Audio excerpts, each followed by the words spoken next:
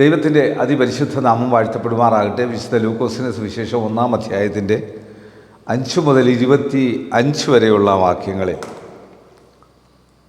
വ്യക്തമായി കാണുന്നത് യോഹന്നാൻ സ്നാപകൻ്റെ ജനത്തെ പറ്റിയാണ്. യഹൂദ രാജാവായ ഹെരോദാവിൻ്റെ കാലത്ത് അബിയാക്കൂറിൽ സെക്കരിയാവ് എന്നു പേരുള്ളൊരു പുരോഹിതൻ ഉണ്ടായിരുന്നു. അവൻ്റെ ഭാര്യ അഹരോൻ്റെ പുത്രിമാരിൽ ഒരുത്തിയായിരുന്നു. അവൾക്ക് എലിസബത്ത് എന്ന പേർ. ഇരുവരും ദൈവസന്നിധിയിൽ നീതിയുള്ളവരും കർത്താവിൻ്റെ സകല കൽപ്പനകളിലും ന്യായങ്ങളിലും കുറവില്ലാത്തവരായി നടക്കുന്നവരും ആയിരുന്നു.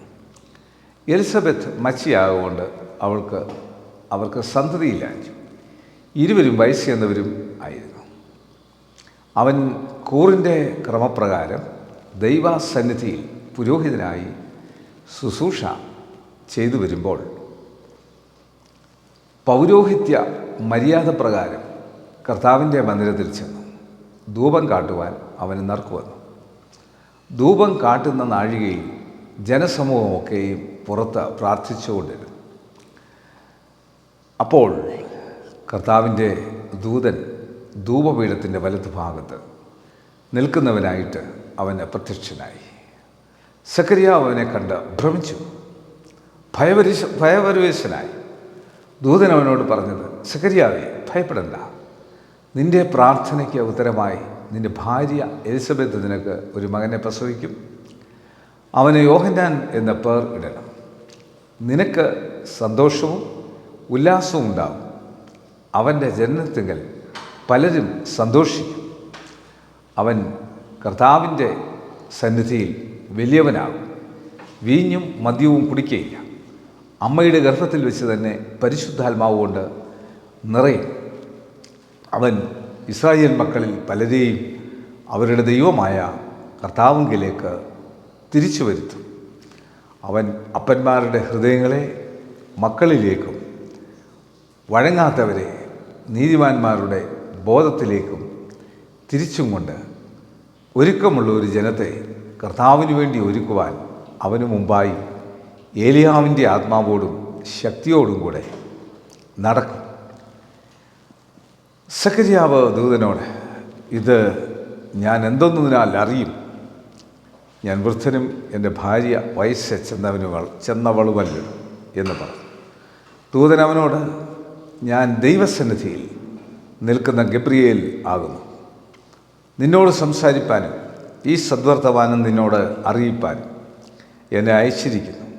തക്ക സമയത്ത് നിവൃത്തി വരുവാനുള്ള എൻ്റെ ഈ വാക്ക് വിശ്വസിക്കായതുകൊണ്ട് അത് സംഭവിക്കും വരെ നീ സംസാരിപ്പാൻ കഴിയാതെ മൗനമായിരിക്കുമെന്ന് ഉത്തരം പറഞ്ഞു.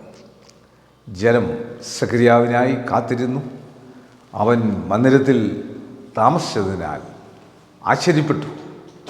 അവൻ പുറത്തു വന്നാറെ അവരോട് സംസാരിപ്പാൻ കഴിഞ്ഞില്ല.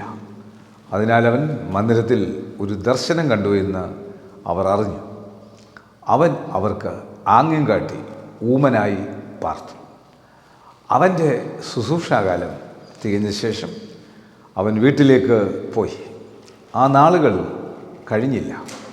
അവിടെ ഭാര്യ എലിസബത്ത് ഗർഭം ധരിച്ചു. മനുഷ്യരുടെ ഇടയിൽ എനിക്കുണ്ടായിരുന്ന നിന്ന നീക്കുവാൻ കർത്താവ് എന്നെ കടാക്ഷിച്ച നാളിൽ ഇങ്ങനെ എനിക്ക് ചെയ്തു തന്നിരിക്കുന്നു എന്ന് പറഞ്ഞ് 5 മാസം ഒളിച്ച് പാർത്തു. ഇവിടെ നൽകപ്പെടുന്നതായിട്ടുള്ള ഈ വലിയ സന്ദേശത്തിലൂടെ മനസ്സിലാക്കാൻ സാധിക്കുന്നത്, ഒരു ശുശ്രൂഷകൻ പ്രാർത്ഥിച്ചുകൊണ്ടിരിക്കുക. അവൻ്റെ പ്രാർത്ഥനയ്ക്ക് മറുപടി കൊടുത്തെന്നാണ് പറഞ്ഞ് അവനൊരു കുഞ്ഞിനെ കൊടുത്ത്. അവൻ്റെ പ്രായമായിട്ടും അവൻ്റെ വിശ്വാസമുണ്ട്, അവന് കുഞ്ഞിനെ കിട്ടും എന്നുള്ളൊരു വിശ്വാസമുണ്ട്. പക്ഷെങ്കിൽ പ്രത്യക്ഷപ്പെട്ടതറിഞ്ഞില്ല. ദൂതൻ പ്രത്യക്ഷപ്പെട്ട് സംസാരിക്കുന്നത് അറിഞ്ഞില്ല. ഇന്ന് പലർക്കും ദൂതൻ പ്രത്യക്ഷപ്പെട്ട് സംസാരിക്കുന്നത് അറിയാതെ സ്വന്തം ബുദ്ധിയിൽ കാര്യങ്ങൾ ചെയ്യുമ്പോഴാണ് പൊളിഞ്ഞു പോകുന്നത്. ദൂതനോട് സംസാരിപ്പാൻ നിൻ്റെ ശുശ്രൂഷ രംഗത്ത് നീ നിഷ്കളങ്കമായി പ്രാർത്ഥനയോടെ ശുശ്രൂഷ ചെയ്യുമ്പോൾ നിനക്ക് ദൈവത്തോട് സംസാരിക്കാൻ സാധിക്കും. നിൻ്റെ പ്രാർത്ഥന ഇല്ലാത്ത നിൻ്റെ ശുശ്രൂഷ, നിനക്ക് ദൈവത്തോട് സംസാരിക്കാൻ സാധിക്കില്ല. മനുഷ്യരുടെ ബുദ്ധി കിട്ടും, നീ പൊളിഞ്ഞു പോകും. ഞാനാണെങ്കിലും പൊളിയും. നമ്മുടെ ശുശ്രൂഷകളൊക്കെ പൊളിയുന്നത്, പുരോഹിതന്മാരുടെ ശുശ്രൂഷകൾ പൊളിഞ്ഞു പോകുക എന്നുള്ള ഞാൻ ഉപയോഗിച്ചതിൻ്റെ അർത്ഥം പ്രയോജനമില്ലാതെ പോകുന്നത്. അനേക ശുശ്രൂഷകരെ ദൈവം എടുത്തുപയോഗിക്കുന്ന ശുശ്രൂഷകൾ നമ്മളുടെയൊക്കെ ശുശ്രൂഷകളിൽ ഭയത്തോടും വിറയലോടും ദൈവകൃപയോടും എളിമയോടും വിശുദ്ധിയോടും വിനയത്തോടും ആരോഗ്യത്തോടും കഠിനാധ്വാനത്തോടും സത്യസന്ധതയോടും ശുശ്രൂഷ ചെയ്യുവാൻ നമ്മൾക്കൊക്കെ കൃപ നൽകുമ്പോൾ നമ്മളുടെ ജീവിതത്തിൽ സംഭവിക്കുന്നതായിട്ടുള്ള പല പ്രയാസങ്ങളും നമുക്ക് ഒഴിവാകാൻ സാധിക്കും. ഇതാണ് ഈ ഭാഗത്തു നിന്ന് ഞാൻ പഠിച്ച പാഠം. കണ്ണുകളടയ്ക്കാൻ പ്രാർത്ഥിക്കാം. കർത്താവേ, ഈ വചനത്താൽ ഞങ്ങളെ ശുദ്ധീകരിച്ചാട്ട്, ശക്തീകരിച്ചാട്ട്, സഖര്യാവിന് വെളിപ്പെട്ട അതേ ദൂതന്മാർ ഞങ്ങൾക്കും വെളിപ്പെട്ട് തരുതണമേ. പ്രധാന ദൂതനായ ഗബ്രിയേലും മിഖായേലും ഞങ്ങൾക്ക് വെളിപ്പെടുമ്പോൾ അതിനെ സ്വീകരിക്കുവാനുള്ള കൃപ ഞങ്ങൾക്ക് തരണമേ. ഈ വചനം കാണുന്ന കേൾക്കുന്ന എല്ലാവർക്കും ഈ ശക്തിയോട് നിറച്ചാട്ട്. യേശുവെ നന്ദി, യേശുവെ സ്തോത്രം, യേശുവെ ആരാധന, യേശുവെ മഹത്വം. യേശു മൂലം പ്രാർത്ഥന കേൾക്കണം നല്ല പിതാവേ, ആമേൻ. God bless you.